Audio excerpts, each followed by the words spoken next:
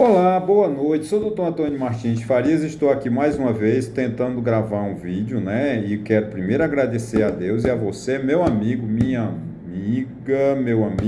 amiga que tem dado seu like, seu dislike, tem feito seus comentários. Muito obrigado mesmo, muito obrigado de coração. Obrigado aos 307 amigos que se inscreveram no meu canal. Se você ainda não se inscreveu, corra para o YouTube, crie um canal e se inscreva. Gente, estou muito feliz com vocês e por o apoio que eu recebi, né, esse ano de 2021, 22, né, desculpa, 2021 também recebi, né?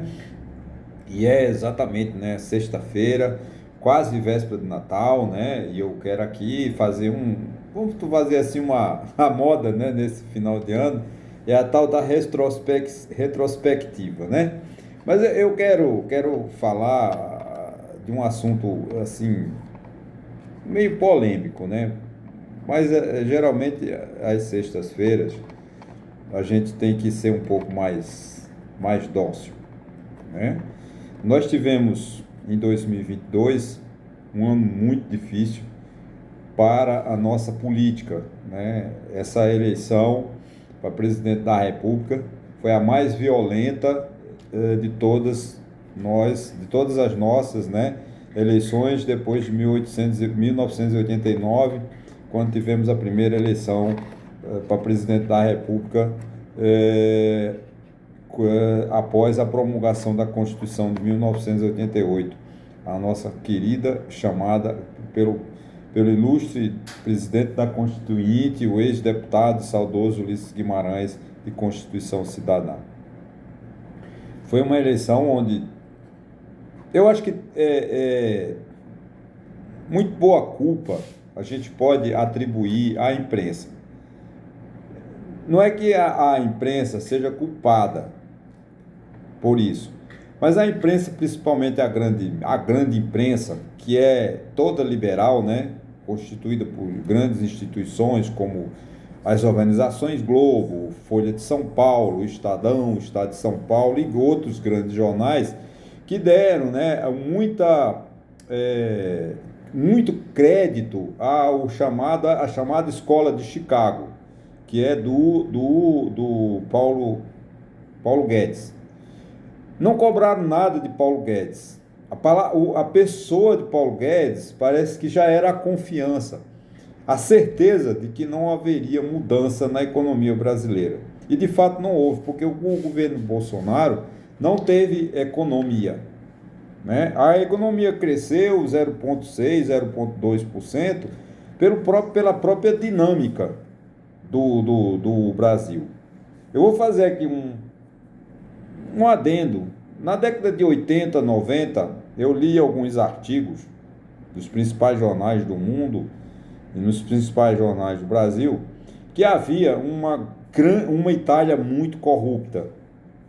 Tanto deu na Itália, né, trocas de ministro quase toda semana, e teve o chamado, né, Operação Mãos Limpas, que teve um juiz lá que fez um parecido muito com a nossa Lava Jato, onde muitos empresários foram para a cadeia, né? E a Itália disse assim, olha, nós vamos crescer, independente do Estado. Então a ausência, né, do Estado na Itália já era natural. Os empresários italianos já não se preocupavam mais com o Estado. E o Brasil parece que está nessa dinâmica. Porque a gente fala, mas você lá vai ver você criticar o governo. Não, gente. É porque os governos nos últimos 4 anos, a gente faz uma análise fria, sem paixão, sem revanche, sem revolta. Mas imagine o seguinte, eu aqui em Pernambuco, estou desde 2015 em Pernambuco, portanto já faz 7 anos, né, que eu voltei a morar na minha terra. É claro que eu sou uma pessoa, vamos dizer assim, eu não sou nômade, eu não viajo muito no estado de Pernambuco, por questões de não ter dinheiro e também não ter transporte, porque o sistema de transporte público em Pernambuco é caótico. Você para se deslocar de Caruaru para Campina Grande é a maior dificuldade. Antigamente tinha um ônibus de manhã que fazia Campina Grande e Caruaru, tinha outro ônibus de tarde que fazia Caruaru, Campina e vice-versa. Hoje você não tem mais um ônibus um ônibus que faça essa linha. Tem um ônibus da Progresso, mas, desculpe falar o nome da empresa, mas você tem que comprar a passagem lá na rodoviária em Caruaru ou na rodoviária em Campina, porque ele não para nos pontos. Então veja que dificuldade. Aí nós estamos na mão vamos dizer assim, de um transporte alternativo que cobra 70, 80 reais para você ir para Campina, coisa que você com 12 reais já era mais que bem remunerado. Isso é um dos fatores, né, que ocorre pelo fato de eu não andar muito. Que o transporte é sempre o transporte alternativo. Não é o transporte clandestino, né? É um transporte chamado transporte alternativo. Então isso me dificulta um pouco. Mas eu avalio muito para os jornais, por rádio, né, televisão, e vejo a carência que vive o estado de Pernambuco. O estado de Pernambuco vive quase uma calamidade pública na saúde, no transporte, na educação, né? Não é possível. Isso é o estado de Pernambuco. Consequentemente, os outros estados, gente, essa buzina eu não pude evitar, me desculpe. Outros estados como Paraíba, Alagoas, né, Sergipe, Bahia, também sofrem as mesmas consequências. Há poucos dias eu lia no jornal Estado de São Paulo que São Paulo está esquecida, né? E final de ano, final de governo, ninguém se preocupa mais com o povo. O povo está abandonado, vamos dizer assim, à mercê de qualquer situação. Esse é um problema seríssimo do Brasil, né? É lamentável isso, né? Porque a gente precisa de um governo que atue, de um governo presente, que chame para si a responsabilidade. Porque quando a gente vota num governador, quando a gente vota num prefeito, nós estamos escolhendo para ser o nosso representante, para ser o nosso administrador. Ninguém elege um governador, um presidente da República, para chamá-lo de mito. Ele pode até se transformar num mito, mas ele tem que mostrar trabalho, ele tem que chamar para si a responsabilidade e reconhecer, né, o trabalho que ele tem que desenvolver e chamar a sociedade, convocar a sociedade para que o ajude a trabalhar. Mas nós não temos, no Brasil, nos últimos 4 anos, ou nos últimos 8, vamos dizer assim, oposição. Todos os governadores, Paulo Câmara em Pernambuco governou 8 anos sem oposição. Por quê? Qual era o deputado? 2 ou 3 deputadas, parece que até uma foi eleita senadora, talvez por isso, foi contra Paulo Câmara, a oposição ao Paulo Câmara. O resto ficaram numa boa. Entrega-se a cada líder político um ministério ou uma secretaria e tudo bem. Olha, se eu tenho uma secretaria do município em meu nome, eu vou criticar o prefeito, mesmo eu me dizendo que sou da oposição, porque tem muita gente em cidades pequenas que as brigas políticas, elas só são aparentes na época da eleição, mas os chefes, líderes políticos, eles são amigos, eles dividem secretarias. Muitas cidades de Pernambuco, do Brasil inteiro, têm prefeitos que dizem, fulano é da oposição. Não é não, ele tem secretarias que ele faz lá a influência dele. Você vê as eleições esse ano, as confusões que nós tivemos, né, para eleger os futuros presidentes das câmaras municipais, para 2023, 2024, os conchavos, os acordos, e para que o vereador, né, consiga ser presidente, e o povo está esquecido. Ninguém lembra do povo, né? E a gente precisa de mudar essa característica. Mudar essa característica, mudar o Brasil, gente, a gente só tem uma solução, através da educação. Lá vem você com... Gente, sim, sem educação, nós não vamos compreender a importância de um orçamento público, a importância de uma carta orgânica do município, a importância de uma Constituição do Estado e a Constituição Federal. É lamentável que eu estava também usando como fonte o Estado de São Paulo, uma pesquisa onde de cada 100, né, alunos e alunas que saem da escola pública no Brasil hoje, só 5 conseguem fazer operações matemáticas de percentuais, ou percentual, como agora todo mundo chama, né? De 10, de 1.000 e de 100. Isso, gente, é elementar. Qualquer pessoa sabe quanto é 10% de 1.000, 10% de 100, 10% de 10. E os alunos estão saindo da escola, 95 alunos, né? Isso foi uma... É claro, mas isso é pesquisa. Sim, gente, mas toda pesquisa tem fundamento. Toda pesquisa tem uma metodologia científica. Pesquisa é ciência. Nós temos que acreditar em pesquisa. Acreditar nos dados. Elas não são um 100%. Não adianta querer esperar de pesquisa, como tentaram fazer nessas eleições passadas, que as pesquisas tinham que ser 100% corretas. Não, gente, não é 100% correta. Ela é uma fotografia, ela é uma palavra antiga, né? Um retrato de uma situação no momento, né? Então, essa situação de 95 alunos que saem da escola pública, não sabe fazer operação de 10, de 100, de 1.000, o que essa sociedade espera dessa juventude? Nada. Onde a gente precisa de informações, né, corretas, de ciência, a interdisciplinariedade, né, como a gente viu, a própria Copa do Mundo, nós acabamos de sairmos de uma Copa do Mundo no Brasil, infelizmente, porque é arcaico, uma metodologia atrasada, não enxerga que o time de futebol hoje ele não depende somente de um técnico, mas ele depende de um psicólogo, ele depende de um médico, ele depende depende de toda uma infraestrutura.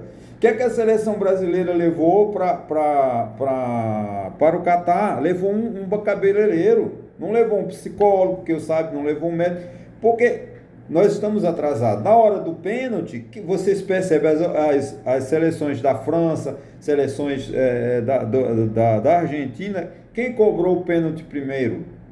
O Messi pela Argentina e o tal do Mbappé pela França. Por quê? Porque eles passavam mais experiência, mais segurança. Mas nós somos tão atrasados na área de educação, na área de futebol, na área de política, que nós mandamos um menino de 22 anos cobrar o primeiro pênalti. Claro que ele, nervoso, foi lá e chutou, e o goleiro defendeu, e nós perdemos a Copa. A culpa é dele? Não, gente, é uma estrutura.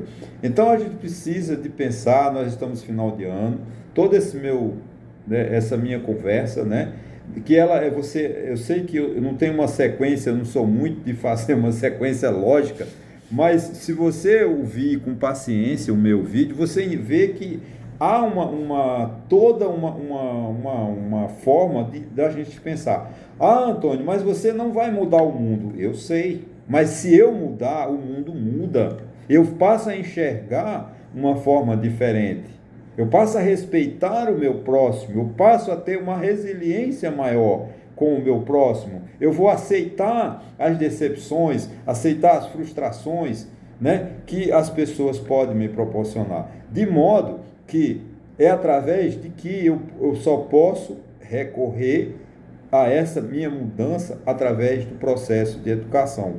E o processo de educação não é somente ir para a escola. É claro que ir à escola é fundamental. A gente precisa da criança na escola para ela aprender, para ela conviver, aprender a se relacionar com os outros, a se relacionar com os diferentes. Isso é a importância da educação. Mas a gente precisa de conhecer o nosso, respeitar o próximo. Eu vejo a cidade aqui de Santa Cruz de Capibaribe, que é uma cidade, infelizmente, carente de cestas de lixo, né? E as pessoas bebem água. Eu tenho um posto de gasolina que você abastece lá e pede água, ele leva 2 copos ou um copo. Você bebe, mas você joga o copo no meio da rua. Por quê, gente? É falta de educação. E é uma cidade rica, uma cidade onde tem que eu chamo que, para entender Santa Cruz, você tem que entender da ganância, porque não é que o povo de Santa Cruz é ganancioso, mas ela é uma cidade que vive do lucro, vive da busca do mais, da busca da venda. Ela se preocupa pouco com a cultura, se preocupa pouco com a educação. Claro que tem colégios caros, tem, mas a educação é precária, né? E a gente vê no meu município, também, Taquaritinga do Norte, a gente vê lá, né, o secretário de Educação, 65, né, laptops somem da Secretaria de Educação. Cada um custa mais de R$ 2.000. E o que isso vai dar? Em nada, porque o prefeito vai dizer, eu mandei abrir uma sindicância para apurar. Daqui a 2 meses, em março, depois de carnaval, ninguém lembra que 65 laptops sumiram da cidade, da Secretaria de Educação, do meu município, que é pobre, carente, que não devia nem ter laptop. Antes de ter laptop, devia ter bibliotecas públicas para os alunos lerem. Infelizmente, se eu errar, me perdoem o prefeito Lero, me perdoe o secretário de Educação, que lamentavelmente eu não sei qual é, não o conheço, porque eu vivo aqui em Santa Cruz, eu vou pouco a Taquaritinga, mas eu vou ao sítio Serra dos Bois, né? Mas lá em Serra dos Bois não tem essas informações. Eu queria que no Jerimum tivesse uma biblioteca, porque o que acontece?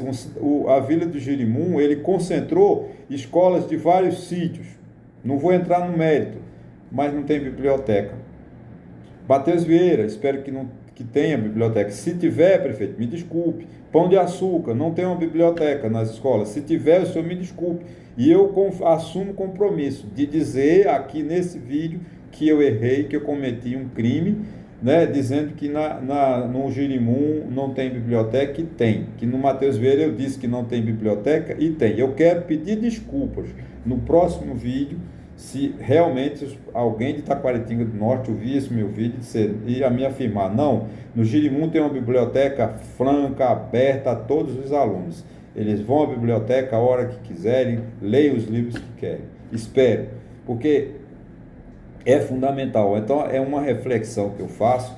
Final de ano, foi um ano difícil, como eu falei, um ano violento politicamente, porque nós deixamos, né, a imprensa, né, nos deixou que tinha bons candidatos, não vou citar o nome de nenhum aqui, mas tinha bons candidatos, e a imprensa, a grande imprensa, desfez, né, a chamada terceira via, que eu acho que a terceira via era o ex-governador do Ceará, Ciro Gomes, mas não deram a ele porque ele era o terceiro, era Lula, Jair Bolsonaro, o Ciro. Depois é que surgiu a Simone Tebet, acabei falando o nome, e o padre fake, né, o padre festa junina, como disse aquela senadora, que foi candidata a presidente da República, né? Então, e tinha bons candidatos, mas a imprensa focou em cima de Lula e Bolsonaro, e ficamos nessa dicotomia, ficamos nessa coisa muito só Lula e Bolsonaro. Acho que a gente precisa, na próxima eleição, ou nas próximas eleições, não cair na onda da imprensa e só visualizar dois candidatos. Acho que